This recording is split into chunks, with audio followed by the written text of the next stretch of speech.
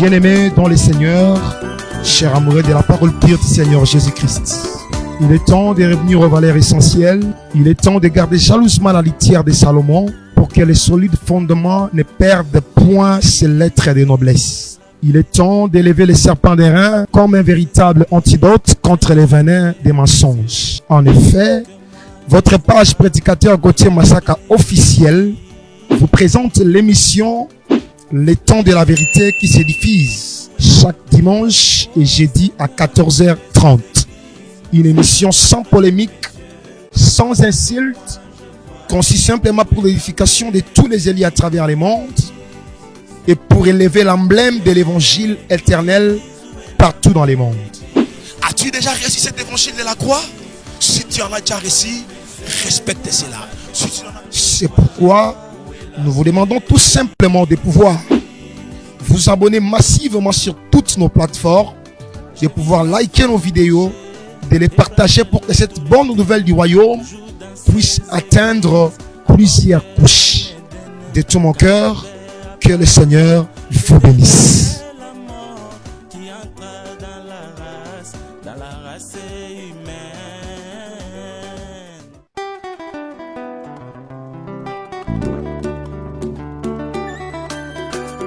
Bien-aimés dans le Seigneur, chers amoureux de la parole pure du Seigneur Jésus-Christ, il est temps de revenir aux valeurs essentielles. Il est temps de garder jalousement la litière de Salomon pour que les solides fondements ne perdent point ses lettres de noblesse. Il est temps d'élever les serpents d'airain comme un véritable antidote contre les venins des mensonges. En effet, votre page prédicateur Gauthier Massaka officiel vous présente l'émission Les temps de la vérité qui se diffuse chaque dimanche et jeudi à 14h30. Une émission sans polémique, sans insulte, conçue simplement pour l'édification de tous les élus à travers le monde et pour élever l'emblème de l'évangile éternel partout dans le monde. As-tu déjà reçu cet évangile de la croix? Si tu en as déjà reçu, respecte cela. C'est pourquoi nous vous demandons tout simplement de pouvoir vous abonner massivement sur toutes nos plateformes, de pouvoir liker nos vidéos, de les partager pour que cette bonne nouvelle du royaume puisse atteindre plusieurs couches. De tout mon cœur, que le Seigneur vous bénisse. Que la paix et la grâce du Seigneur Jésus-Christ soient avec vous. Mes chers bien-aimés dans le Seigneur, vous qui êtes branchés sur toutes nos plateformes, en train de nous suivre en ce net moment, vous nous suivez partout dans le monde, vous nous suivez aux États-Unis, vous nous suivez à Kinshasa, vous nous suivez à Lubumbashi, vous nous suivez en Angola, vous nous suivez à Brazzaville, vous nous suivez partout dans le monde. Nous vous disons encore pour une fois de plus que la paix du Seigneur Jésus-Christ soit avec vous. C'est bel et bien votre émission, l'émission Les temps de la vérité, une émission qui nous aide à comprendre l'amour de notre Seigneur Jésus-Christ, une émission qui nous aide à simplifier les Écritures saintes au profit de tous les élus à travers le monde. Comme j'ai toujours l'habitude de dire, c'est une émission sans polémique, sans insulte, conçue simplement pour l'édification de tous les élus à travers le monde. Alors sans plus tarder, nous allons directement passer à la lecture des Écritures. Je suis dans le livre de Job chapitre 41, verset 13 jusqu'au 14e, il est écrit: Qui soulevera son vêtement? Qui pénétrera entre ses mâchoires? Qui ouvrira les portes de sa gueule? Autour de ses dents habite la terreur. Nous complétons le livre de Daniel. Daniel chapitre 7. Le verset 2, nous descendons, il est écrit, Daniel commençant et dit: J'ai regardé pendant ma vision nocturne, et voici les 4 vents de cieux firent éruption sur la grande mer. Et 4 grands animaux sortirent de la mer, différents l'un de l'autre. Le premier était semblable à un lion et avait des ailes d'aigle. Et je regardais jusqu'au moment où ses ailes firent arracher. Il fit enlever des terres et mis debout sur ses pieds comme un homme. et un cœur d'homme lui fit donner. Et voici un second animal qui était semblable à un ours. Et c'était né sur la côte. Il avait 3 côtes dans la gueule entre les dents. Et on lui disait, lève-toi et mange beaucoup de chair. Après cela, et voici un autre était semblable à un léopard. Je saute, je prends le verset 7. Après cela, je regardais pendant mes visions nocturnes et voici, il y avait un 4e animal terrible, épouvantable et extraordinairement fort. Et il avait de grandes dents et de fer. Il mangeait et brisait et foulait au pied ce qui restait. Il était différent de tous les animaux précédents et il avait 10 corps. Je termine la lecture dans le livre de Matthieu chapitre 16.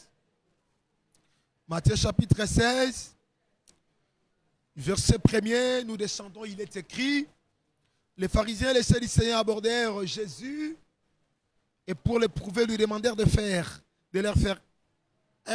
leur faire voir un signe venant du ciel. Jésus leur répondit, le soir vous dites, il fera beau, car le ciel est rouge et le matin, il y aura de l'orage aujourd'hui, car le ciel est d'un rouge sombre. Je veux que le Seigneur Jésus-Christ, qui est le propriétaire de l'enseignement, ajoute l'explication claire à la lecture de sa parole. Mes chers bien-aimés dans le Seigneur, j'ai toujours l'habitude de vous dire, loin de nous la pensée de prêcher pour démontrer la connaissance. Loin de nous la pensée de prêcher pour chercher à vous épater. Mais nous prêchons plutôt pour que la vie de Christ soit formée dans vos cœurs jusqu'à ce que l'étoile du matin s'élèvera dans vos cœurs. Je veux que le Seigneur Jésus-Christ vous bénisse. Depuis la fois dernière, le Seigneur nous avait mis à cœur de pouvoir vous édifier sur les crocodiles. Les bien-aimés, Job était en train de souffrir. Dans sa misère, Dieu est descendu du milieu de la tempête pour lui enseigner, en vue de lui montrer son amour, sa souveraineté et son autorité absolue. Maintenant, Dieu, en tant que véritable pédagogue, qu'est-ce qu'il fait? Il prend son pouvoir incontestable. Il le dépose dans les animaux comme des matériels didactiques pour illustrer son pouvoir et pour illustrer sa souveraineté et son autorité absolue. De telle sorte que quand Job va commencer à regarder les comportements de chaque animal, qu'il comprenne la force divine, qu'il comprenne la potentialité qu'a son Dieu. Maintenant, comment est-ce que Dieu a-t-il présenté ces animaux devant Job? Quand il est descendu, il lui a dit, Job,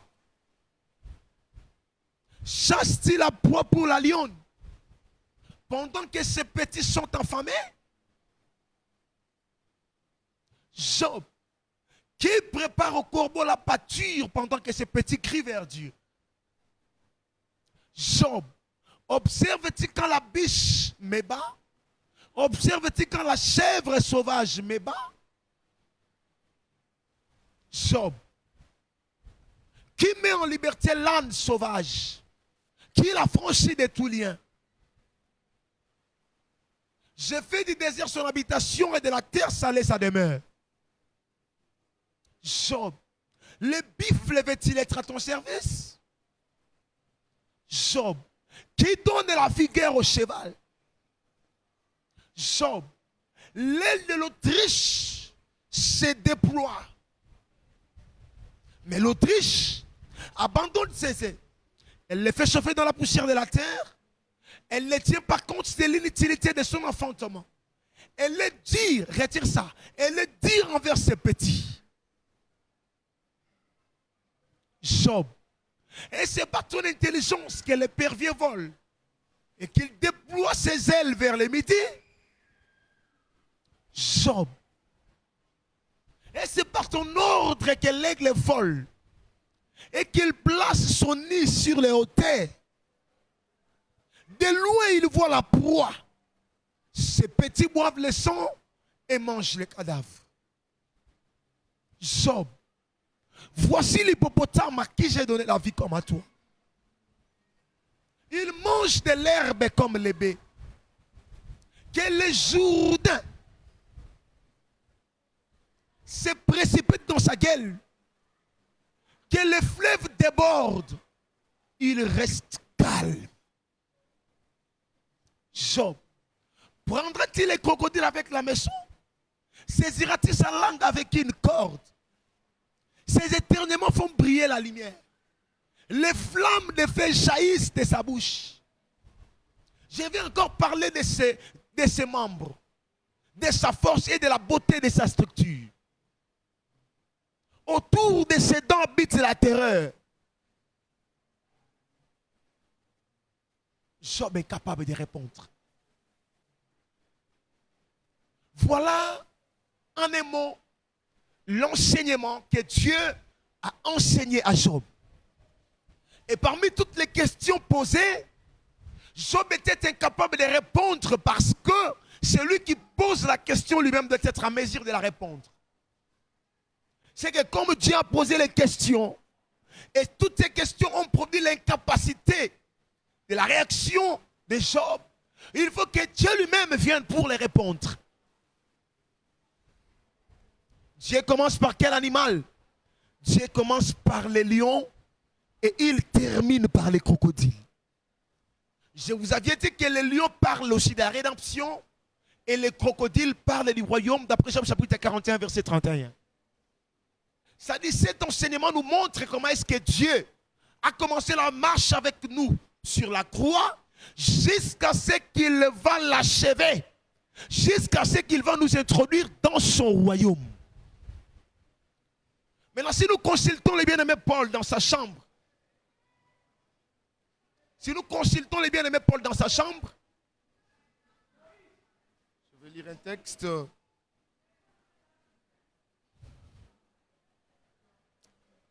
Oh là là. On m'a fait signe de dire à tous nos abonnés que nous allons continuer les mardis. On a un problème technique. Nous avons moins de 5 minutes les batteries décharge, désolé. Oh là là. Donc c'est-à-dire les réalisateurs viennent me faire signe qu'on va continuer demain. Je disais que Dieu a commencé par les lions comme la rédemption et il a terminé par les crocodiles qui est le royaume.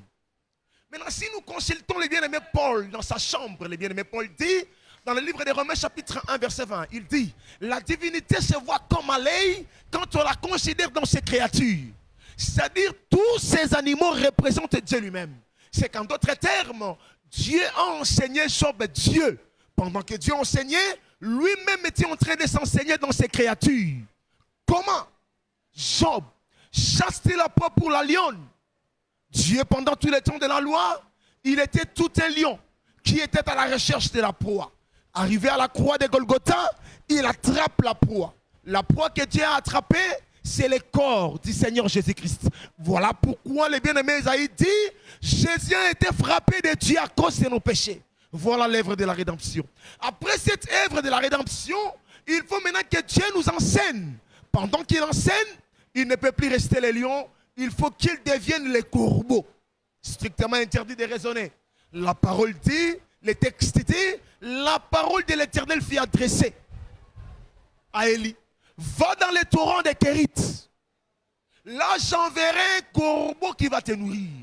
J'aime ça parce que ces corbeaux donnaient le matin le pain et la viande et le soir le pain et la viande.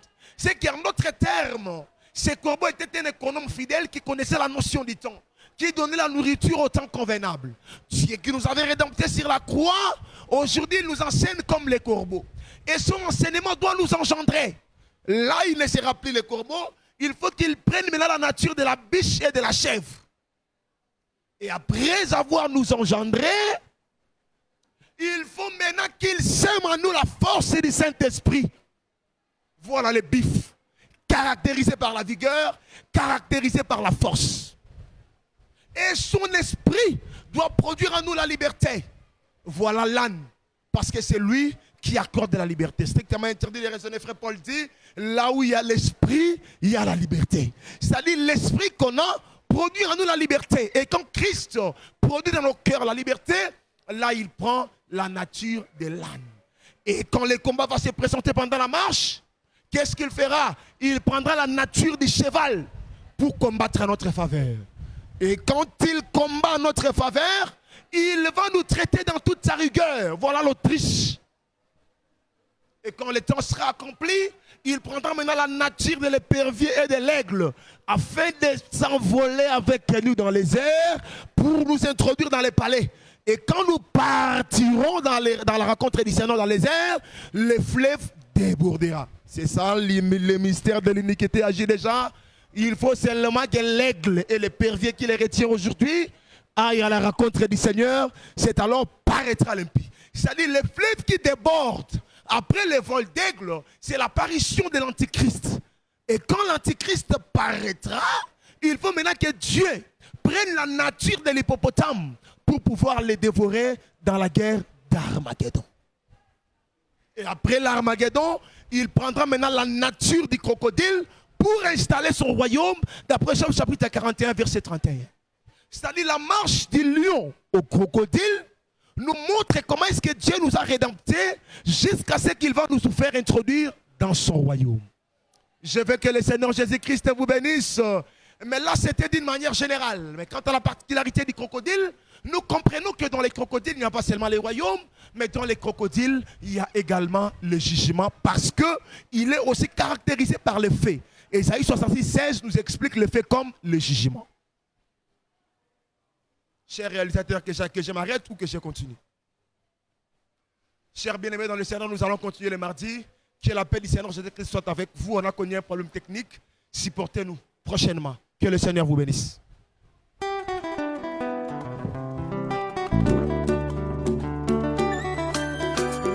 Bien-aimés dans le Seigneur, chers amoureux de la parole pure du Seigneur Jésus-Christ, il est temps de revenir aux valeurs essentielles.